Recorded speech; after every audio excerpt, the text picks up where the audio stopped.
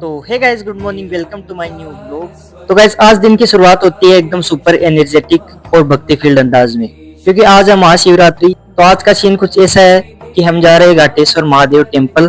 Finally मंदिर के पास पहुंच गए। जैसे मैंने यहाँ बाइक खड़ी की तो देखा यहाँ तो पूरा मेला सेटअप लगा हुआ है। चारों तरफ इतनी रौनक और इतनी पॉजिटिव एनर्जी है कि मजा आ गया। अब असली चैलेंज शुरू होता है।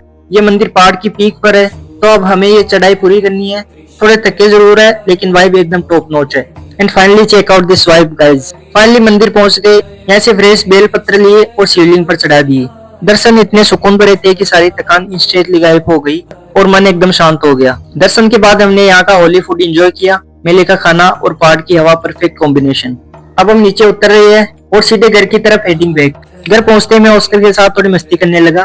तो भाई, ये था मेरा आज का छोटा सा व्लॉग। अगर अच्छा लगा हो तो don't forget to like, share and subscribe. मिलते हैं जल्दी नेक्स्ट व्लॉग में। तब तक के लिए हर हर महादेव।